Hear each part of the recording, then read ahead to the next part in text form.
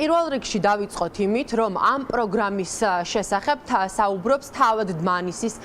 თეატრის ხელმძღვანელი სოციალურ ქსელში გამოქვეყნებული ვიდეოდან ვიგებთ, რომ ეს ინიციატივა თავდაპირველად ეკუთვნოდა თეატრულ ოკეანს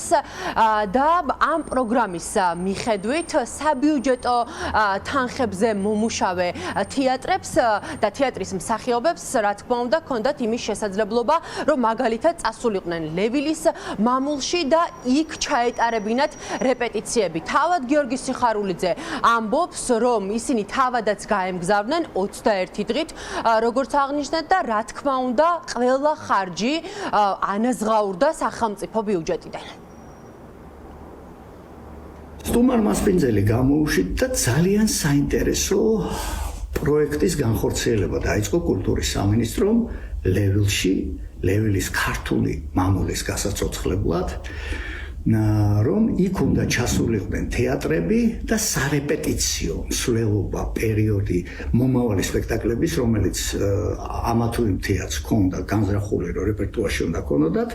გადაწყვეტა ქალბატონმა თეამ, რომ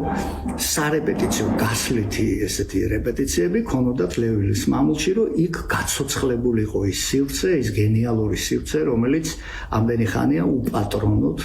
იყო მიტოვებული. ჩვენ დღეს გვქონდა შესაძლებლობა გავსაუბრებოდით რეჟისორებს, ხელოვანებს, რომლებიც ჩვენთან საუბარში ამბობენ, რომ იმ ფონზე, როდესაც ქვეყანაში არის უამრავი პრობლემა, მათ შორის პრობლემა აქვთ თეატრებს და ზოგიერთი მათგანი არის ჩამონგრევის პირას, ამ ფონზე კოლოსალური თანხების გამოყოფა თეატრებისთვის, განსაკუთრებით იმ თეატრებისთვის, რომლებიც მაგალითად ლოიალურად არიან განწყობილი ქართული ოცნების მიმართ და ფინანსდებიან ბიუჯეტიდან, ეს არის არამიზნობრივი ხარჯი. ბატონ გიორგი სიხარულიძეს მიუმართავ ესე პირდაპირ. მაქვს ესეთი კითხვა. შეუძლია თუ არა ჩამოაყალიბოს, რისთვის არსებობს ის თეატრი, რომლის სამხატვრო ხელმძღვანელიც ბრძანდება თვითონ.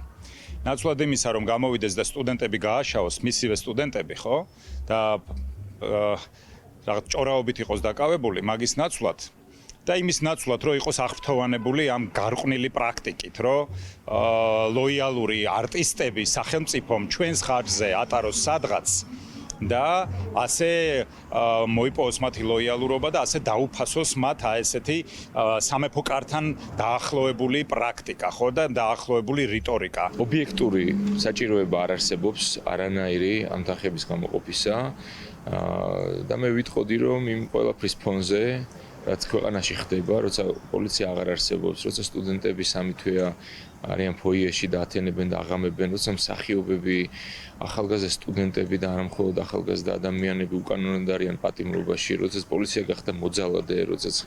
ეგრეთ წოდებული ხელისუფლება გახდა მაფია და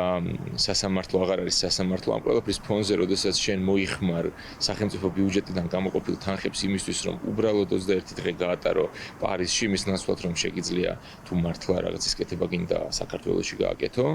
როდესაც ამის არანაირი საჭიროება არ არის, ამას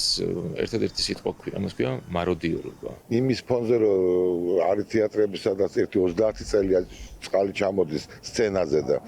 ვერ კეთდება, სადაც განათება არ აქვს